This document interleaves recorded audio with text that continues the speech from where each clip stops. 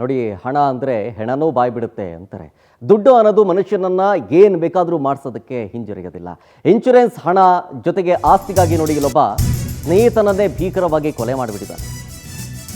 ಕೊಲೆ ಮಾಡಿಬಿಟ್ಟು cinema serials ಆ ಸೀರೀಸ್ಗಳಲ್ಲೆಲ್ಲ ನೋಡಿ ಅದೇ ಥರ ಸೇಮು ಅಪಘಾತ ಅಂತ ಬಿಂಬಿಸೋದಕ್ಕೆ ಆ ಗ್ಯಾಂಗ್ ಟ್ರೈ ಮಾಡಿತ್ತು. ಹಣ ದೋಚೋದಕ್ಕೆ, ಆಸ್ತಿ ದೋಚೋದಕ್ಕೆ ಸಿನಿಮಾ ಸ್ಟೈಲ್ನಲ್ಲಿ ಪ್ಲಾನ್ ಮಾಡಿದ್ದಾರೆ ಎಲ್ಲರೂ ಸೇರ್ಕೊಂಡು. ಚಿಕ್ಕ ಎಡಚಿ ರಸ್ತೆಯಲ್ಲಿರುವಂತಹ ಬಣಕಾರ ಮನೆಗ ಬಳಿ ಆಗಿರೋ ಘಟನೆ ಇದು. ಹಾವೇರಿ ಜಿಲ್ಲೆಯ ರಟ್ಟಿಹಳ್ಳಿಯ ಚಿಕ್ಕ ಎಡಚಿಯ ರಸ್ತೆ. ಈ ರಟ್ಟಿಹಳ್ಳಿ ನಿವಾಸಿ ಬಸವರಾಜ್ ಕೊಲೆಯಾದ ವ್ಯಕ್ತಿಗ ಹೆಸರು. ಕೊಲೆಗೆ ಕಾರಣ ಏನು? ಹಣ, ದುಡ್ಡು. ನಾನು ಹೇಳಿದ್ನಲ್ಲ, ದುಡ್ಡು ಅನ್ನೋದು ಮನುಷ್ಯನನ್ನ ಏನು ಬೇಕಾದರೂ ಮಾಡಿಸ್ಬಿಡುತ್ತೆ ಅನ್ನೋದಕ್ಕೆ.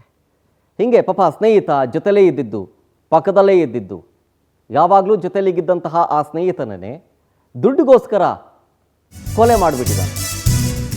ಅದು ನೋಡಿ ಆಕ್ಸಿಡೆಂಟ್ ಅಂತ ಬಿಂಬಿಸೋದಕ್ಕೆ ಟ್ರೈ ಮಾಡಿದರು.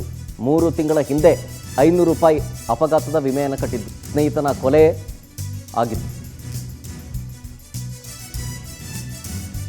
ಅಷ್ಟೇ ಅಲ್ಲ, ಆಸ್ತಿ ತಮ್ಮ ಹೆಸರಿಗೆ ವಿಲ್ನಲ್ಲಿ ನೋಂದಣಿಯನ್ನು ಮಾಡ್ಕೊಂಡಿದ್ರು. ಒಂಟಿಯಾಗಿದ್ದ ಬಸವರಾಜ್ ಹಣ ಆಸ್ತಿ ದೋಚೋದಕ್ಕೆ ಪ್ಲಾನ್ ಮಾಡ್ಕೊಂಡಿದ್ರು. ಇವರೆಲ್ಲರೂ ಹಣ ಆಸ್ತಿ ದೋಚೋದಕ್ಕೆ ಸ್ನೇಹಿತರೇ ಮಾಸ್ಟರ್ ಪ್ಲಾನ್ ಮಾಡಿದ್ದಾರೆ. ಸೆಪ್ಟೆಂಬರ್ 27ನೇ ತಾರೀಕು ಆಕ್ಸಿಡೆಂಟ್ ರೀತಿಯಲ್ಲಿ ಕೊಲೆಗೈದಿದ್ರು. ರಾತ್ರಿ ಟೈಮು ಬಸವರಾಜ್ಗೆ ಎಣ್ಣೆ ಕುಡಿಸಿ ಕಾರ್ನಲ್ಲಿ ಗುದ್ದುಬಿಟ್ರು. ಅದಾದಮೇಲೆ ಇದು ಆಕ್ಸಿಡೆಂಟು ಅಂತೇಳಿ ಮೃತದೇಹವನ್ನು ಬಿಸಾಕಿರ್ತಾರೆ ಪಕ್ಕದಲ್ಲಿ. ಇನ್ಶೂರೆನ್ಸ್ ಹಣಕ್ಕೆ ಅಂತ ಮಾಡಿಸಿದಂತಹ ನಾಮಿನಿಯಲ್ಲಿ ಸಹಿ ಮಾಡಿದ್ರು ಇವರೆಲ್ಲರೂ. ನಾಮಿನಿ ಸಹಿ ಮೂಲಕ ಎಲ್ಲ ಮರ್ಡರ್ ಮಿಸ್ಟ್ರಿ ಬಯಲಾಯಿತು. 4 ಆರೋಪಿಗಳನ್ನು ಈಗ ರಟ್ಟಿಹಳ್ಳಿ ಪೊಲೀಸರು ಅರೆಸ್ಟ್ ಮಾಡಿದ್ದಾರೆ. ರಘು, ಸಿದ್ದನಗೌಡ, ಪ್ರವೀಣ್, ಲೋಕೇಶ್ ಬಂಧಿತ ಆರೋಪಿಗಳು. ಆರೋಪಿಗಳ ಫೋಟೋ ನೋಡ್ತಾ ಇದ್ದೀರಿ. ಜೊತೆಗೆ ಕೊಲೆಯಾದ ವ್ಯಕ್ತಿ ಬಸವರಾಜನ ಫೋಟೋವನ್ನು ಗಮನಿಸ್ತಾ ಇದ್ದೀರಿ. ರಟ್ಟಿಹಳ್ಳಿ ಪೊಲೀಸ್ ಠಾಣೆಯಲ್ಲಿ ಈಗ ಈ ಸಂಬಂಧ ಪ್ರಕರಣ ಕೂಡ ದಾಖಲಾಗಿದೆ. ಹಣ ಆಸ್ತಿ ದೋಚೋದಕ್ಕೆ ಸಿನಿಮಾ ಸ್ಟೈಲ್ನಲ್ಲಿ ಪ್ಲಾನ್ ಮಾಡಿದ್ದು. ಇನ್ಶೂರೆನ್ಸ್ ಮಾಡಿಸಿದ್ದ ಈ ಬಸವರಾಜು. ಆ ಇನ್ಶೂರೆನ್ಸಲ್ಲಿ ನಾಮಿನಿ ಅಂತ ಬರೀಬೇಕಲ್ಲ. ನಾಮಿನಿಗೆ ಆತ ಯಾರೂ ಇರಲಿಲ್ವಂತೆ. ಆತನಿಗೆ ಬಸವರಾಜ್ಗೆ ಹಿಂದೆ ಮುಂದೆ ಯಾರೂ ಇರಲಿಲ್ವಂತೆ. ಸೊ ಆ ಖಾಲಿ ಬಿಟ್ಟಿದ್ದ ಜಾಗದಲ್ಲಿ ಈ ಆರೋಪಿಗಳು ಏನು ಮಾಡಿದ್ರು, ಅವ್ರ ಸೈನ್ ಅವ್ರು ಮಾಡ್ಕೊಂಡ್ರು. ಅದಾದಮೇಲೆ ಕಾರ್ನಲ್ಲಿ ಗುದ್ದಿ ಆಕ್ಸಿಡೆಂಟ್ ಅಂತ ಬಿಂಬಿಸಿ ಸಾಯಿಸಿ ಹಣ ದೋಚಕ್ಕೆ ಪ್ಲಾನ್ ಮಾಡಿದ್ರು. ಡೀಟೇಲ್ಸ್ ಕೊಡ್ತಾರೆ ಇದ್ರ ಬಗ್ಗೆ ನಮ್ಮ ಪ್ರತಿನಿಧಿ ವೀರೇಶ್ ಬಾರ್ಕಿ ಫೋನ್ ಸಂಪರ್ಕದಲ್ಲಿ. ವೀರೇಶ್, ದುಡ್ಡು ಅನ್ನೋದು ಮನುಷ್ಯನನ್ನ ಏನು ಬೇಕಾದರೂ ಮಾಡಿಸ್ಬಿಡುತ್ತೆ ಅನ್ನೋದು ಇದೇ ಸಾಕ್ಷಿ.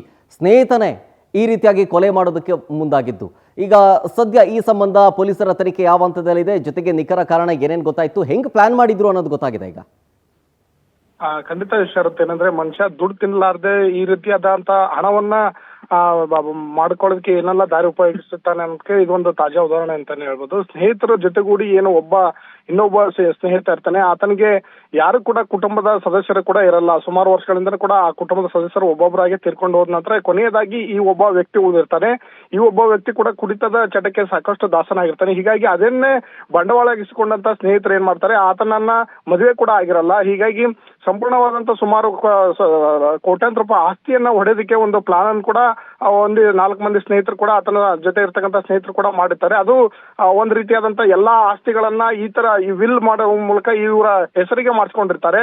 ಅದಾದ ಬಳಿಕ ಕೆಲವು ತಿಂಗಳ ನಂತರ ಈತನನ್ನ ಒಂದು ಆಕ್ಸಿಡೆಂಟ್ ಆಗಿರೋ ಒಂದು ರೀತಿಯಲ್ಲಿ ಸಾವನ್ನಪ್ಪಿದ್ದಾನೆ ಅನ್ನೋ ಒಂದು ರೀತಿಯಲ್ಲಿ ಕೂಡ ಒಂದು ಪ್ಲಾನ್ ಕೂಡ ಮಾಡ್ತಾರೆ. ಅದು ತದನಂತರ ಒಂದು 15 ದಿನಗಳ ಕಾಲ ಮುಗಿದ ನಂತರ ಅದು ಒಂದೊಂದಾಗಿ ಬೆಳಕಿಗೆ ಬರುವಂತದ್ದು. ಇದೀಗ ಪೊಲೀಸರು ಕೂಡ ಈ ಎಲ್ಲ ಒಂದು ವಿಚಾರಣೆ ಕೈ ಎತ್ಕೊಂಡು ಇದೀಗ ಸಾಕಷ್ಟು ಒಂದು ತನಿಖೆ ಕೂಡ ನಡೆಸಿದ್ರು. ಈ ವೇಳೆ ಒಂದು ಕೈ ಸತ್ಯ ಹೊರಬಿದ್ದಿರುವಂತದ್ದು ಏನಂದ್ರೆ, ಸ್ನೇಹಿತರೇ ಸೇರಿ ತನ್ನ ಆಸ್ತಿ ಏನು ಸ್ನೇಹಿತನ ಆಸ್ತಿಯನ್ನ ಲಪಟಾಯಿಸೋದಕ್ಕೆ ಮತ್ತೆ ವಿಮಾ ಕಂಪನಿಯ ಹಣವನ್ನ ದೋಚೋದಕ್ಕೆ ಈ ರೀತಿಯಾದಂತ ಒಂದು ಪ್ಲಾನ್ ಮಾಡಿದಾರೆ ಅನ್ನೋ ಮಾಹಿತಿ ಸತ್ಯ ಹೊರಗೆ ಬಂದ ನಂತರ ಪೊಲೀಸರಿಗೆ ಕೂಡ ಸಾಕಷ್ಟು ಶಾಕ್ ಆಗುತ್ತೆ. ಅದಾದ ನಂತರ ಎಲ್ಲಾ ರೀತಿಯಾದಂತ ಒಂದು ತನಿಖೆಗೆ ಒಳಪಡಿಸಿದ ನಂತರ ಈ ಒಂದು ಸತ್ಯ ಹೊರಗೆ ಬಂದಿರುವಂತದ್ದು ಶರತ್. Okay, thank you Veeresh ಡೀಟೇಲ್ಸ್ಗಾಗಿ.